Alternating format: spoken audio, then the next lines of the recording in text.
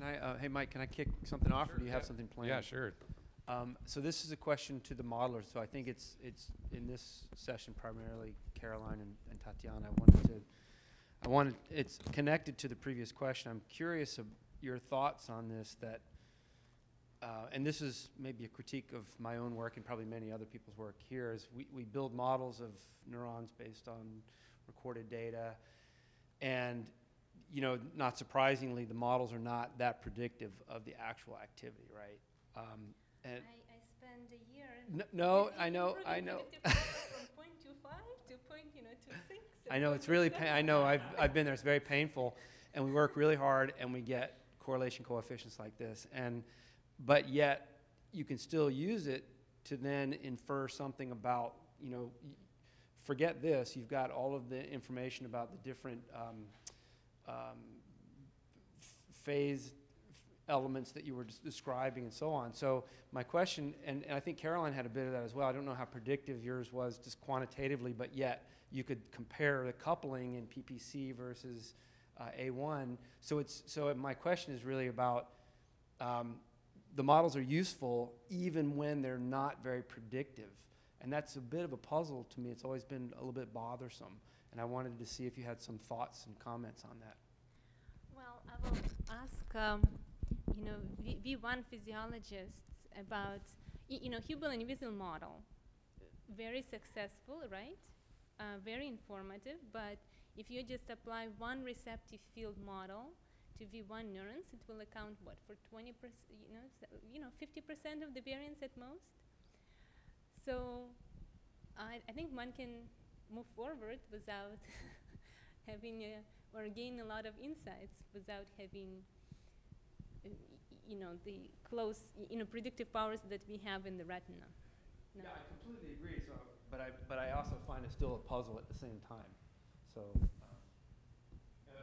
at what point would the performance bother you so much that you wouldn't actually pay attention to the model I think structure? as long as we can make some conclusions that I think are informative about how features are organized. You can still use, or in the fact that yes, these neurons are sensitive to multiple components, and we don't fully understand the recurrence, but you can use optical imaging to plot orientation tuning maps and study, plasticity experiments and the impact of the critical period. So all of this you can do, even though the model is not perfect. Well, and I also think that this comes down to the dark matter problem too, because like our models do pretty well at predicting trial average activity, so they're picking up on the signal correlations, but not so much on, like when it comes to trial variability, there's many other signals that we don't know what they are. So I think a perfect model, sure, it would know what all of those things are.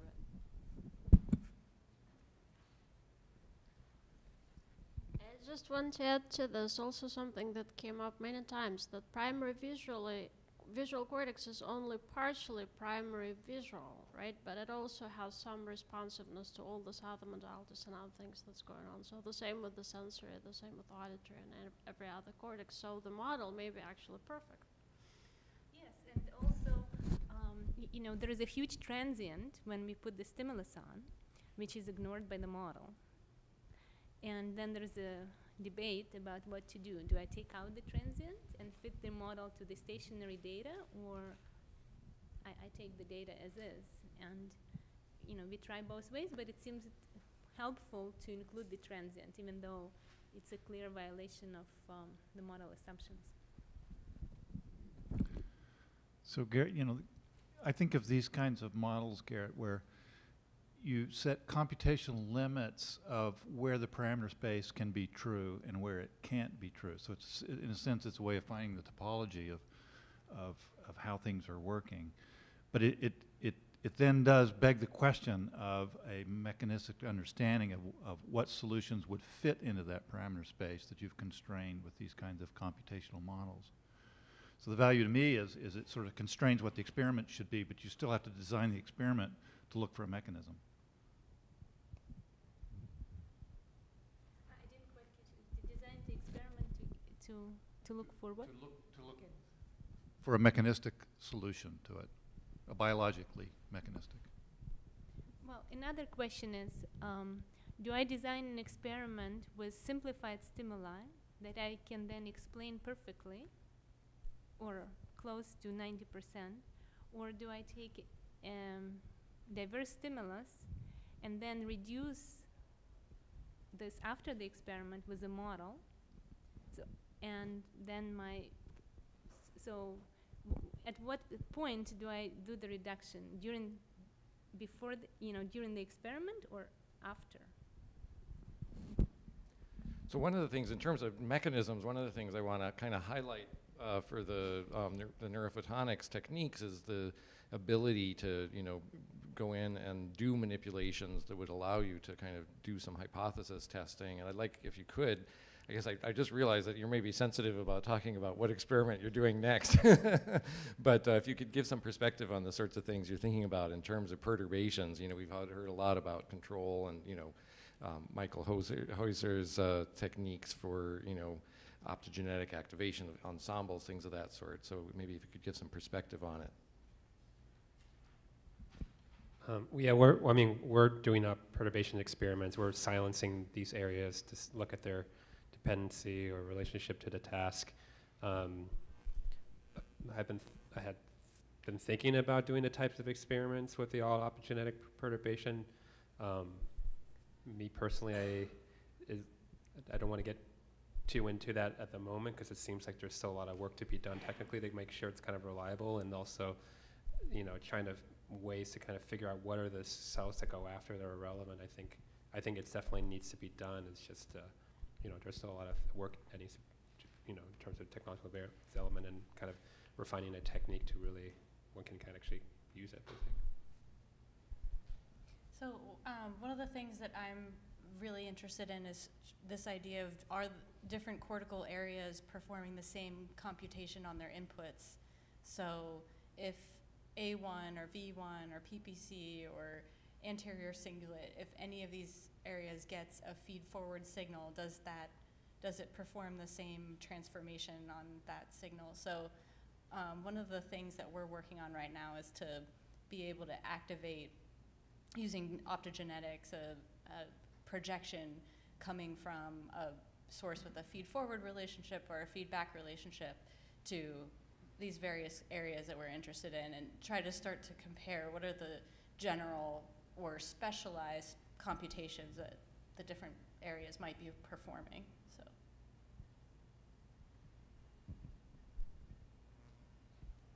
Yeah, I think even in terms of your experiment, I was thinking, the initial step would be with the, inactivating a region and seeing whether you can change the dynamics. And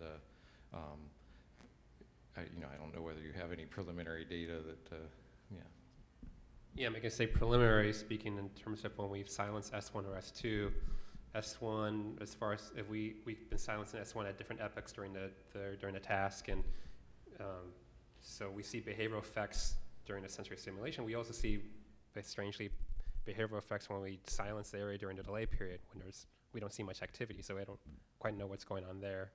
And then when we silence S2, though, it seems to be at this kind of initial period during a target period when the rotor is coming back into place, where there's this comparison or information activity available for making a comparison. That's specifically when silencing S2 seems to result in some sort of behavioral deficits. So, already we're seeing some sort of differences in terms of silencing one area versus the other, in terms of what parts of the trial or what parts of the task that these areas are relevant for.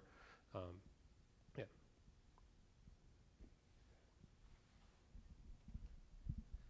So another thing that was in my kind of questions was really what sort of, new features would be useful for you. And I think, the selective targeting, I imagine, would be of great interest for particularly for the interneuron, circuits that you were talking about. I don't know if you want to comment on that at all. Well, I think, honestly, so the techniques that are the most exciting for me are these microscopes that Jerry and Spencer are working on, because I think that being able to compare look at signals across different spatial scales and see how correlated, or what is the distributed network that's involved in the task, and how does it shift in different contexts? But yeah, in terms of indicators, I think if we can spectrally separate different subclasses, put different indicators in different cell types and have less contamination of the signals, that would be great. I mean, I think we've talked a lot about the potential for voltage indicators. I think if we can improve our timescales and of data collection and understand what are the relevant timescales of representations and correlations and all of that, I think that's really exciting. I think for me, actually, I'd be more interested in seeing models that incorporate different cell types into, I think the most I've seen as what people have done is you have excitatory neurons and inhibitory neurons, but there hasn't been as much done in terms of trying to break down different excitatory cell types or inhibitory cell types, because we have the ability to really start to look at that information, but we don't really have any models to kind of cross-check or anything right now. Yeah, I think this relates to Brent. He actually has those types of models, but he was focusing on the variability. But he does have the models with the VIP and somatostatin neurons. I don't know if you have a comment about how that could relate to, well, particularly what Caroline was talking about was routing of information through different cortical circuits.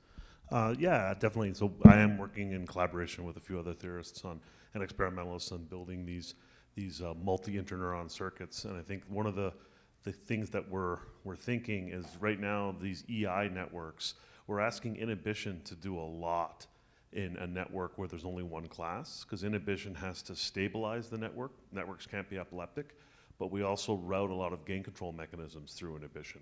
And so we're asking inhibition to change responses, but make sure they don't go haywire. It's much easier if you parcel this out into different classes of interneurons, right? So there are ideas that PV cells are really the stabilizers and SOM cells are the modulators. And that makes a lot of sense given the wiring structure in the network, and you can sort of put some mathematical meat to that statement. So this is the first sort of steps of asking why would you want to have multiple interneuron classes, right? I mean, they all just inhibit, right? So like, is that enough? And I think the answer is no. You need to think about inhibition doing broader kinds of computations. Yeah, I think that kind of highlights something that I think of as a major theme for the interaction of experimental data and modeling, which is that we have, especially what Brent was presenting and what Tatiana Engel presented, are very nicely connected to the kind of statistical dynamics of cortical circuits in terms of variability and up and down states, things of that sort. And then at kind of the opposite extreme, there's the models like what Tatiana Sharpie talked about, or the deep learning model that I talked about, where it's all about kind of getting into functional dynamics. And I think I'd like to see more integration of the realistic dynamics related to the data plus the functional behavior. I don't know if you have any comment on whether that's something you're working towards. Behavior, inhibition's enough.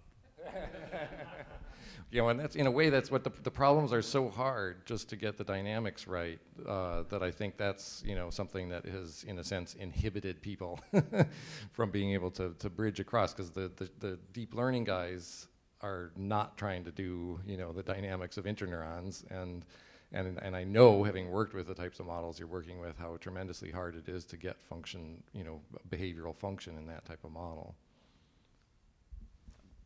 I think related to that, I think what's really exciting about this session, was the potential to look at long range connections across cortex and maybe across other brain structures, and then the modeling work that Tatiana and Caroline talked about. It seems like from the other sessions we're seeing more and more data coming online, looking at different brain structures and having data sets that cover those, and having modeling that's there's different kinds of modeling, right? There's modeling where you impose a certain structure and you run simulations versus taking large data sets and trying to infer interactions between elements of the network and so on. So it's really encouraging. Maybe the modelers could comment a bit on how hard it was to actually fit and get the models to converge. I know, Tatiana, yours wasn't, I don't think it was was it multi-cell data or single cell, but kind of implicit network properties of the. But Multi-layer, yeah. Yeah. Yeah. But you know, to be able to apply that to large scale data sets and do modeling on, and data-driven modeling on those kind of data sets to infer coupling between elements of the circuits and interactions and feedback connections, is a tough problem, tough modeling problem, I think. But it's kind of exciting. Well, it does kind of connect too to what Conrad presented in his talk, which is the fact that there's so many different goals within computational neuroscience, you know, and we've just been highlighting, you know, 2 or really 3 different goals that are resulting in essentially completely different subfields of research.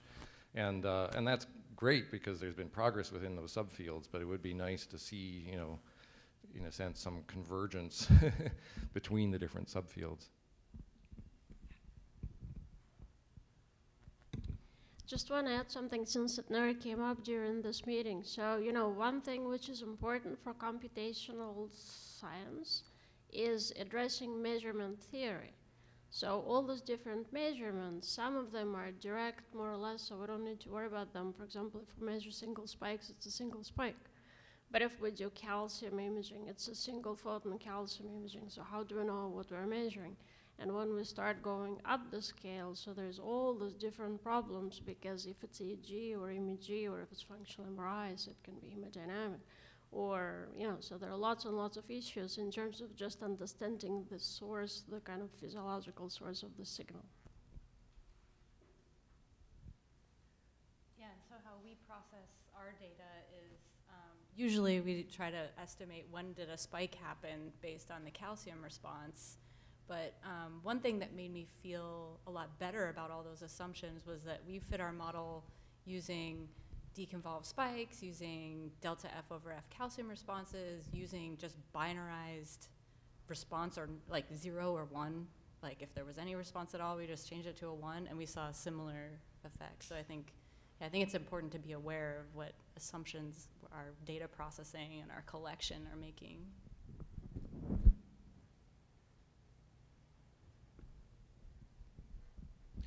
Well, if there aren't any more comments, I think we'll close. I'm sure people are getting ready, but I on the schedule there's a summary, so I feel obligated to have a summary period. But thanks very much, Jerry and Caroline and Tatiana.